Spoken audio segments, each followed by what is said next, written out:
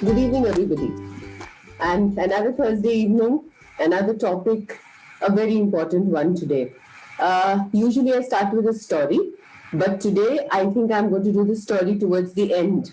So we have Pan all grown up now, getting taller, growing up, and being able to do more things, being able to do things differently.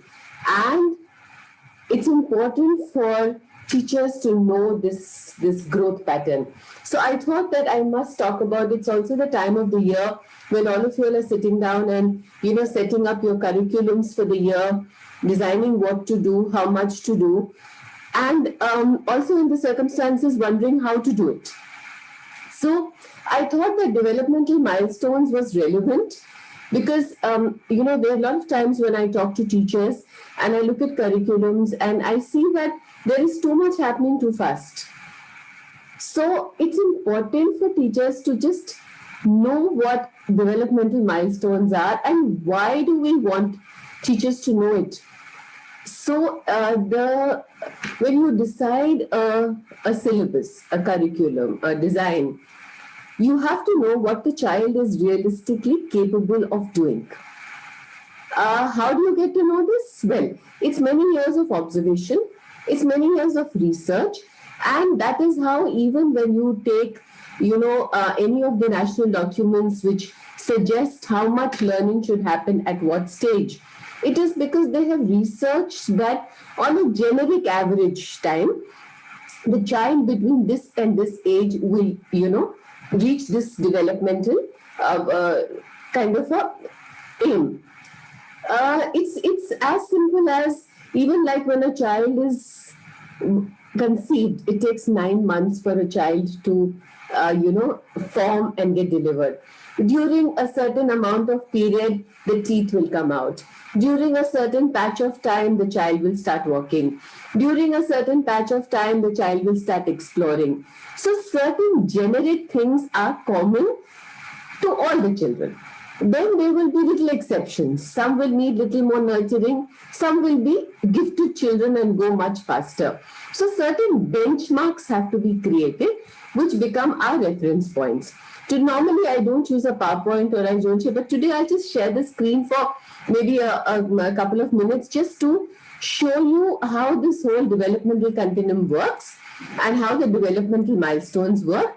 What I have done is I have just used the personal, social, emotional development, milestones here, and I put in a caption that says, "Play is the highest form of learning," by Albert Einstein. Now, to design this play, also we need to know for which age what kind of play is appropriate, right? So, any activities we have to do, any play we have to do, any design we have to do, we have to know how much and how far can we take the children.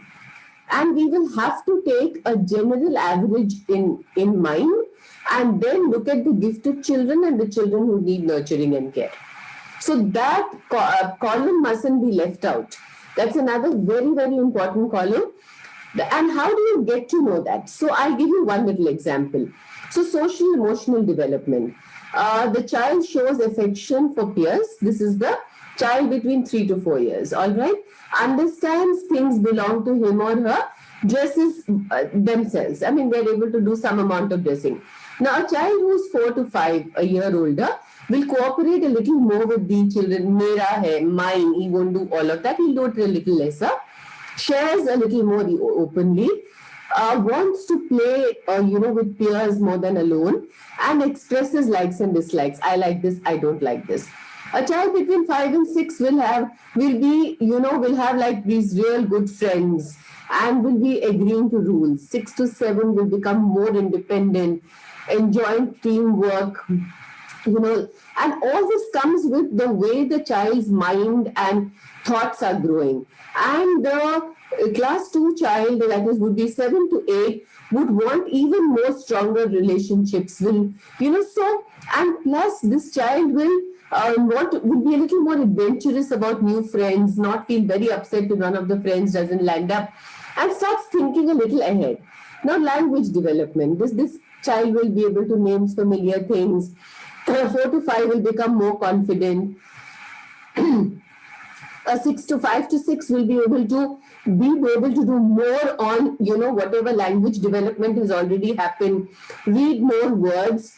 And a 6 to 7 year old child perhaps will be starting to read fluently, will be able to express extremely clearly. And the child in class 2 will develop a good sense of grammar, starts doing a little bit of creative writing. Now, many times we see children at a very young age being forced to do some sort of a composition writing, or what the teachers will say creative writing. But maybe the child still doesn't even have the vocabulary to get there. So maybe we need to give them more experiences. So this is what a developmental continuum looks like. Now, unless we know developmental milestones, we know how the child is developing, we know how the brain is reacting. So we've been discussing domains the last few weeks. We've been talking about domains, different domains of one child. Now we go, this is like different domains and one child. And now we go different domains and children from different levels as well. So how to make each activity could be the same activity, same topic, but the activity we address each level could be different. So that is why understanding the milestones is very, very important for teachers. It's a very, very important thing to do. Now, why is it important? Most people would ask us, why do you think this is so important? Why is it important? Because early years, the development is very fast, right? And unless we are going to know the difference between this and this level, we may just not be able to design the correct curriculum for children. So also when we design books for children, when we design syllabus for children, the first thing we do is we lay out a developmental indicators, developmental objectives. What is a child capable of doing at this age, this age, this age, and this age? Like if you see the documents which the NCERT or the CBSE gives you, they'll give you specific learning outcomes for each level. Now, how do they come to those outcomes? How do they figure out that this should be done for a 6-year-old, this should be done by a 7-year-old, 8-year-old? It is because of observation and the learning milestones of the child. Now, that is a very important, and many of us need to spend a little more time understanding all of this. As you keep reading it, as you keep applying it, as you keep observing your children, it will get better and better. But if we just, many times what happens is we just ape, we'll say, okay, they are doing this, so let's add this. We won't even check whether developmentally that age group is ready to do this. So a lot of comparison happens between schools, a lot of stress happens on children, and I think more stress on teachers to, like the other day somebody asked me, how can I make a child do this? So if you're forcing and making a child do this, that means developmentally the child is not ready at that particular stage. Maybe 6 months from now, the child will be ready. It's also very interesting that in the same class, you will have children born in September as well as born in March, right? After September, October, November, and born in this time of the year. These children are in the same class. So sometimes even that 6 months of birth time, will change the developmental milestone of that child. So it's very important. That is why I thought I must talk about this, that if nothing else, open resources, read about developmental milestones. How do they affect the children? How should our curriculums be designed so that we make it an effective curriculum? Now, I thought also, we must discuss what all affects the learning indicators. So first of all, what we talked about a few days back, we were talking about the developmental domains. We also said that, children have a very, very, very quick domain development at this stage. The fastest development happens in the first 3 years. The baby's brain prepares for speech long before the child starts talking. The child brain connects with words and different objects. Kinesthetic learning helps children to grow brain faster. So the whole brain development is a very interesting aspect. And many of us may not be maybe a professional degree holder in psychology, but all of us can read. All of us can read what the experts ask us to do, what specialists have asked us to do, what the research have asked us to do. So we as teachers should be able to pick up documents, research papers, and read about it. I think that should be step one for all of us. It will help us to make very nice curriculums for our schools and our children. So it is very interesting that different educationists have come up with different processes, but all of them more or less address the same thing. Like you have, the Jean Piaget saying that sensorial motor is up to 2 years, pre-operational 2 to 7 years, concrete operational another. So each of these stages is one is, the child's senses are fully active. The child is exploring. The child wants to touch everything. The child smells everything. Gradually, the child starts walking. Gradually, the child's experiences increase. So these are little, and these are people who have researched how the child grows. So please spend a little time reading about these things, and it will help us a lot.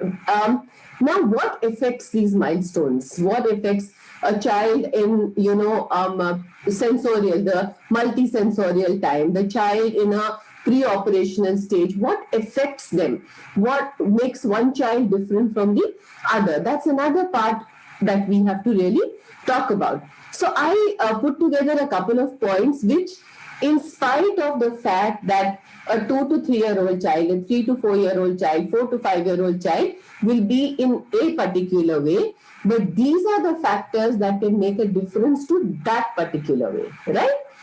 So even something like gender, the way girls and boys sometimes are viewed in societies and environments makes a difference to the child's learning. Holistic learning would mean it is learning for all. So this is something we should be conscious about, because this is one of the factors in many of the learning environments. Another very important one is the temperament. What is the temperament of the child? What is the behavior style? How active is the child? Something like even the biological rhythms, will affect the temperament. Is the child sleeping properly? Is the child getting 8 hours of sleep? Is the child's nutrition all right? All this is actually going to make a difference to the child's learning, in spite of the developmental continuum, the milestone saying that this is the developmental indicator, that this child at this age can do all of this. But suppose children can do more or do less, these are the factors that affect that milestone. That is why I'm talking about them. Sensory threshold. It's a very nice thing, saying the point of boredom, the point of exploration, the point of feelings and reactions is different for everybody. One child can just do the same thing again and again and again. One child will just not be able to do it. One child will do it intermittently. So these are things that affect intensity of emotional reaction. What kind of emotional reactions the child is living with, grown with, sees around them. Because all this is going to affect the learning, right? The mood. Another very interesting thing is the attention span. The other day I got a call from a young adult, and she was telling me that, I feel that I have a disability. I said, why? So she said that, I'm unable to pay attention for too long. So I said, no, it's not about a disability. It's your ability to stay still for some time. You remember we've been doing yoga sessions. We've been doing quiet time. We've been doing breathing time. These are all things that are important in the milestones of the child, because while I say this child should be at this milestone, but these are the things that are going to affect the milestone and the growth of the child, right? So persistence. Sometimes a child will just give up. Sometimes the child just never gives up. So these are all environments that will create interest. What kind of things interest the child. That's also a very, very important thing. Now, the next thing that is going to affect the developmental milestone is learning styles. This is where, another thinker, Howard Gardner, comes into a picture where you talk about multiple intelligences. Sometimes even teachers ask me, why do we need all these theories? Why? Well, these theories are just there to help us. See, these are people who have specialized. They've given their life to this research. Now, we perhaps as teachers can't give our complete life to one particular research, or all of us are not born researchers, right? But if we don't take cognizance of what these researchers are telling us, we definitely will not be able to get our milestones and our calculations right. So one person says there are different levels of learning of the child. Howard Gardner says there's multiple intelligences and different kinds of learning abilities inherent in a child. So some child will be, have linguistic intelligence a little more. Somebody will have the interpersonal and intrapersonal skills better. Some child will have a lot of problem-solving skills better. Some child will have creative skills better. And each of these things has to be addressed to make the milestone that real. Another thing that affects the milestone is the experiences. Here, I think Mario Montessori's, whole Montessori system comes alive. That look at the experiences. Everything should be an experience for a child. So why should we not research her and then look at the milestones? I think it will just help all of us to look at the way she talked of exercises of practical life. She talked about the very sensitive periods, the time of development periods. What kind of support can we give the child during each of these growth periods of the child? So this is another very important thing. Another very interesting thing is how milestones are, the child achieves or doesn't achieve milestones is culture and regional influences. The local regional influences. You see, the NEP is also talking a lot about it. So here there's a very wonderful, educationist, Yejubai Badega. So he is from Gujarat and used the Montessori style and system, adapted it to a lot of local ways of doing things, and then took it forward, and it is still relevant today. So again, a good person to look at. Of course, there are many, many other people, but these I could just find the direct connects to what we were talking about. So I've used a few of the names. The rest, there is so many more. But these are all people who will be helping us to understand development and development milestones of the children. I think it's an important thing to do. So why do we need the milestones? Now the next question. So first we've checked that what are the milestones. The second thing, we've seen how different educationists, thinkers, researchers in their own way have helped us to understand what kind of milestones, what kind of levels of learning each of the early years child should have. Also with the NEP now telling us that classes 1 and 2 should be looked at as foundation and not anything different, makes us even more responsible. So earlier our developmental continuum or observation or milestone used to have beginners, level 1, level 2, the beginners, LKG, UKG. Now we have to add for every developmental indicative, objective, we have to add another 2 levels of observation. So once we do that in the beginning of the year, we look at it and say language development or a new setup, the child's reacting to a new environment. The beginner will take a little time. The level 1 will, that is the LKG child, will get a little better. UKG child is confident. Class 1 child takes it as a routine, and class 2 child doesn't worry if there are variations.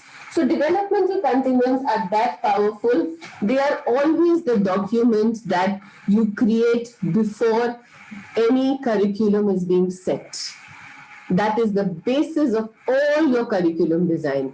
It's very, very important. So today I'm going to do a couple of activity suggestions so that you see how we use one and we change it to different levels. See, earlier we were mixing domains.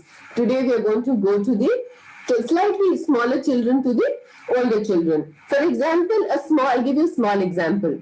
I'll do a story and then we'll do the developmental milestones and we'll try how to modify the story. Let's do it live and see, right? So that we all understand. Also, sometimes when I am designing something and I do it with an activity, I do it with a complete thought. My understanding of the milestones, my understanding of the concept becomes better. So suppose we take a story, let's take a story and let's perhaps, do this. So today what we are going to do is a story and then we will do it for the beginner, the level 1, the level 2, the class 1 and the class 2. So let's start with that, all right. So let me start with our most favorite topic is me, right? So the first one would be, where is Shilpa? Where is Shilpa? I can't see. Shilpa, where are you? Quickly tell me. So this is a little thing about where we are asking for names of children. So this is a little beginner who perhaps is not ready as yet to express. So the teacher does a part of the expression and is asking the child. So the child says, here I am, and the child has the feeling that, yes, I have spoken something. Because at the initial part of the milestone, this is a 3 to a 4-year-old, the child may be not yet ready, may not have the vocabulary, and may need support from the adult. That could be the readiness of the child. Now the child goes to level 1, that is LKG. And we can ask the child, because now the child is used to it, the child has been in school, and the child sings a beautiful song with the teacher. I am special, as special as can be, as special as can be. Shilpa is my name, Sonia is my name, come and hug me, or say hello to me. Now the hugs have to stop, or we do a namaste and shake hands. Let's shake hands with me, or let's just do a hello like that. So here the child is introducing themselves, slightly older child. Now the next level, doing a similar activity. So the teacher can say, can you quickly draw yourself and hold yourself, show yourself to everybody and talk about yourself. Tell me 5 things that you like. So the child can actually say, my name is Sonia and I like to do this, I don't like to do this, or I have so many friends. This is my UKG child.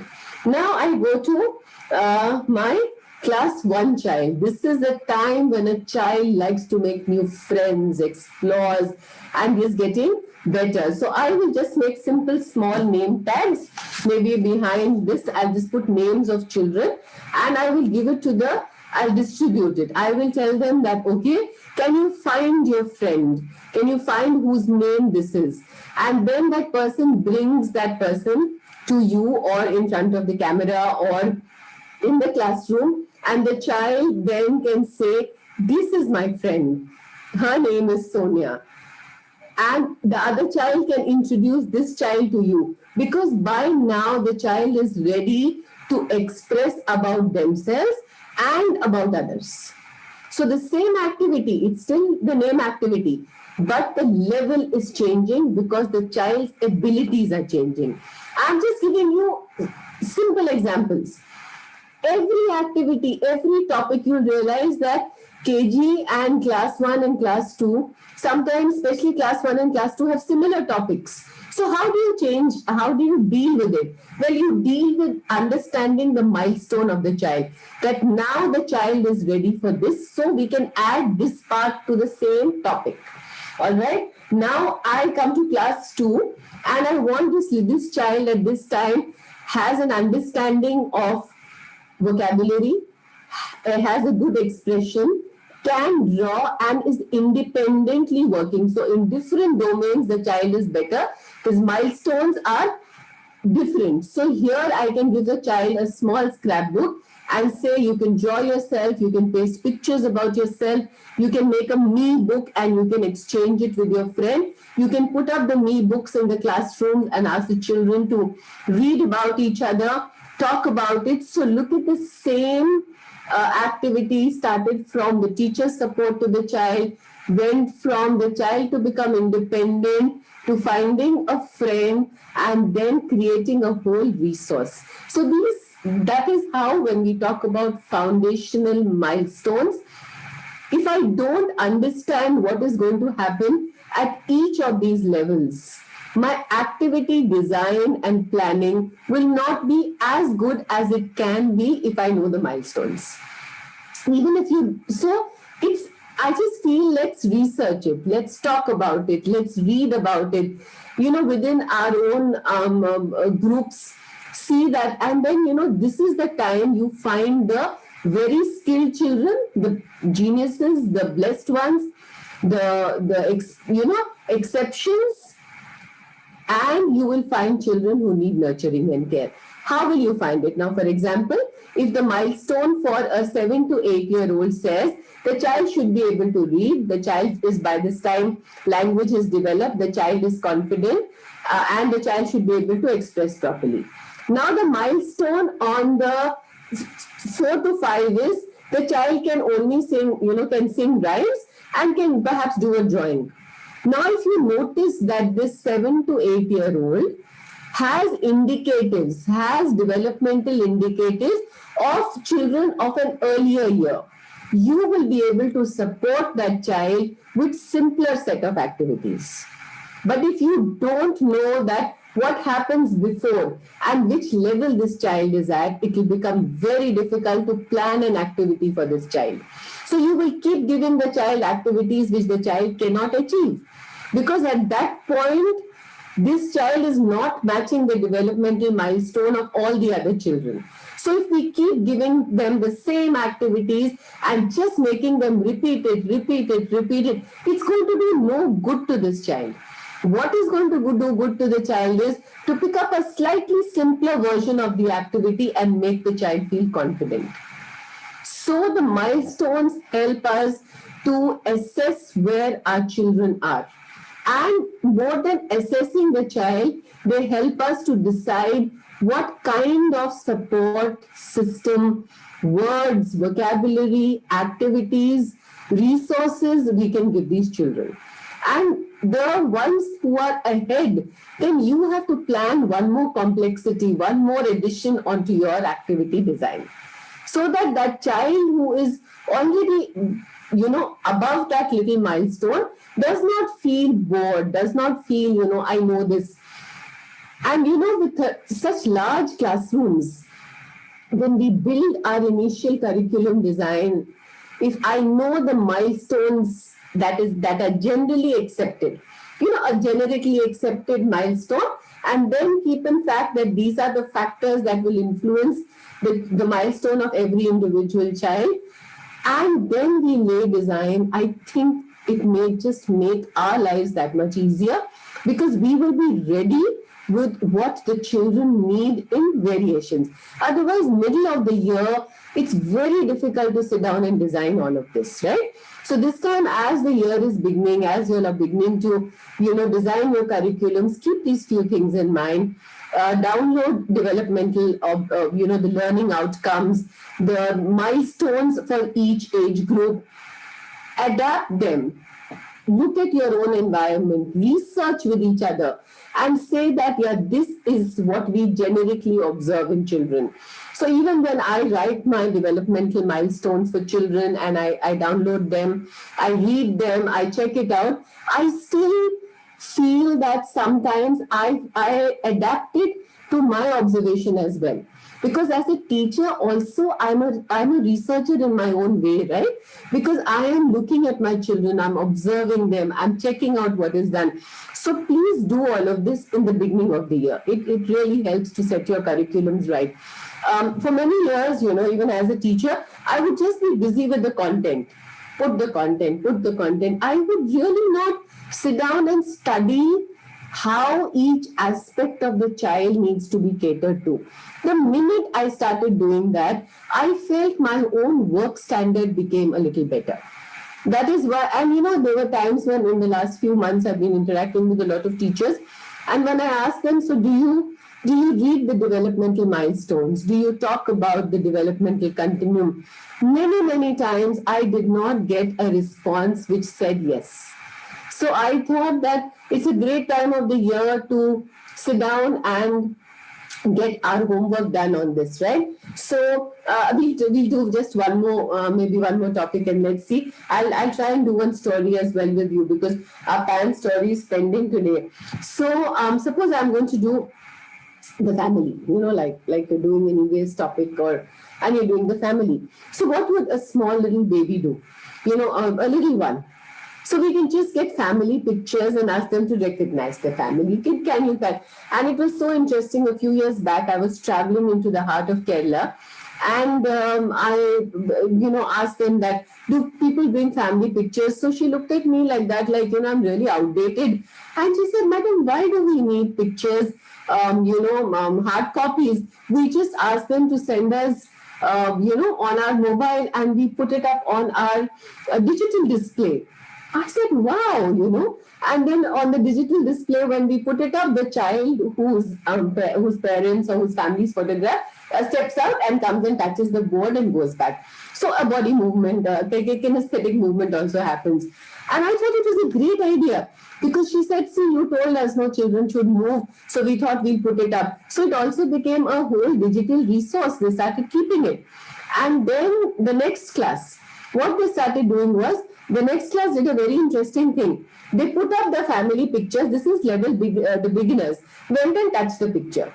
Now the level one, which is the LKG, looked at the pictures, and they tried and sketched it out, how many people. So it would just be a circle and a line and little eyes, and say, this is mommy, this is daddy, this is dada, nana, whoever was there in the picture. So they could judge whether this child can associate the family with the picture. So this was one level, because by this time the child learns how to draw. Now the next level of the children, because by that time the milestone says that the child is more confident, has more memory, more vocabulary, and can perhaps write little names. So the next teacher asked this child, the children in UKG, that is level 2, to name all the people of the family, and they all did drawing with just even made up names, not necessarily spelling right, but they were able to do it. Now the class 1 child, now the same topic was going on for the whole week, right? So what is the class 1 child going to do? The class 1 child's milestone now says that this child can read better, the child can write better, the child has good expression, and the child can work more independently, right? So that would be the growth pattern of the children. So here they said, write your names of the family members, or draw your family members and tell us one thing about each one of them. So it became more specific, but perhaps if that was done in the LKG, the child may not have responded. So for the teacher to understand that this is the milestone and my child can do this much very well, can do this much with a little challenge, and this the child will find really difficult to do. So when you see your children struggling, remember to go back and check the milestone. How are we designing things way beyond that particular milestone?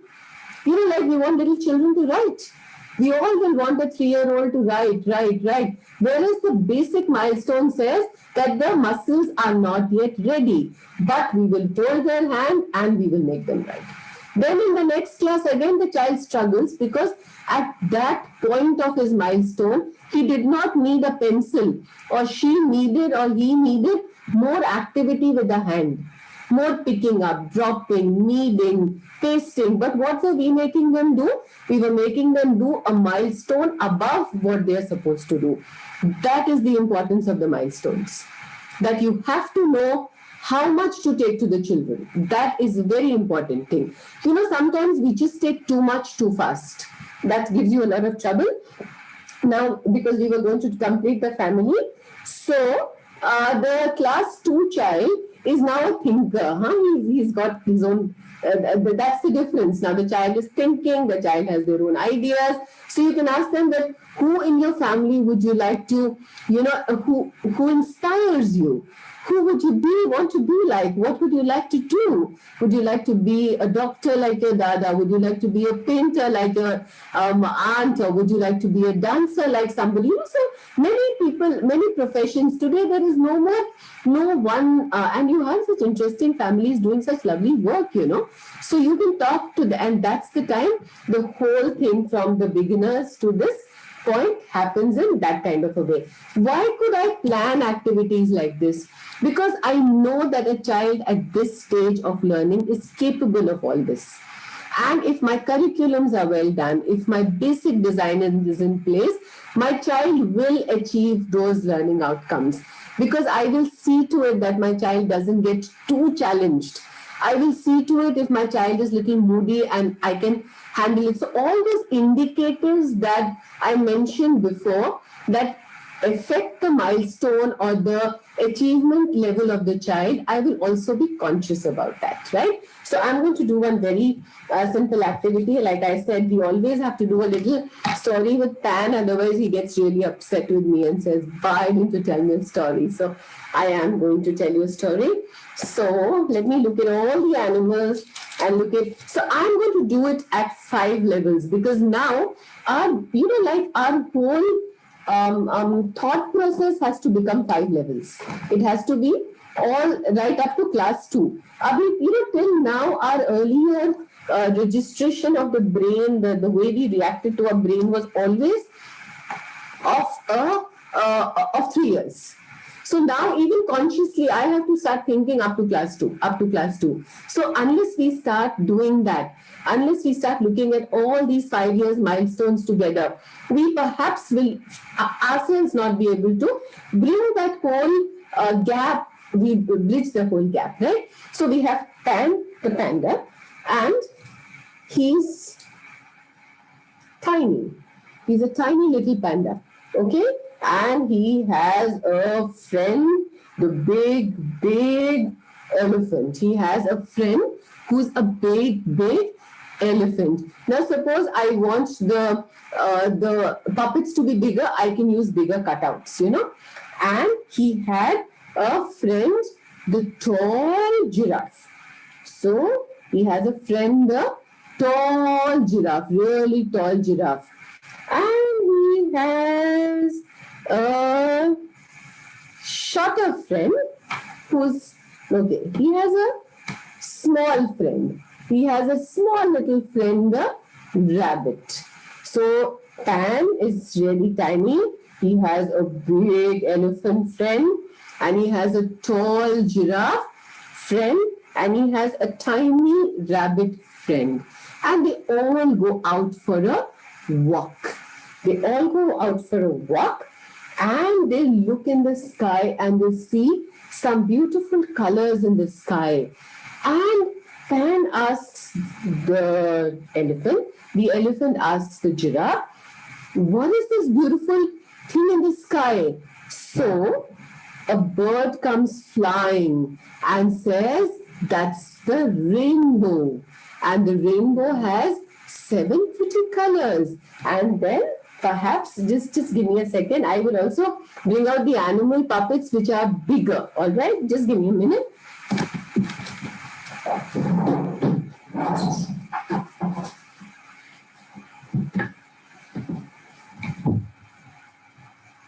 All right. So they look at the rainbow and they say that there are so many beautiful colors in the rainbow. And they open the crayon box and they take out all the colors of the rainbow and they color the rainbow. So they take out a violet and they color the rainbow. Then they take out an indigo. They take out, all right, just give me. And what we can ask them to do is perhaps just sketch it out, just nothing else, just do a squiggle wiggle on the paper. So then they take out a blue They take out a green, a yellow, an orange, and a red. And the child can just do squiggles. This is a little child. Okay? Now I have 4 animals which I showed the child. So I showed them the pan, I showed them the rabbit, I showed them an elephant, a giraffe, and I hide the 5th one. And I say that who was this animal that was there? This could be the next level of children. Same story, but I've hidden one animal. The next level could actually have the words tiny, huge, tall, big, with the animals shown to the children. So this could be your UKG, level 2. Then when you come to class 1, I could just say, there was a tiny little animal, and suppose I start with the main character, and he found a toy, so I asked the child to name the animal. So the children are naming the animal. Now, the next level, I just show them this and I tell them, you have to tell me the opposite of this and tell me the name of the animal. So the child is getting challenged and it's getting more complex each time. Now, what to do with the colors of the rainbow? We did one activity. So at the initial time, we concentrated on the colors of the rainbow.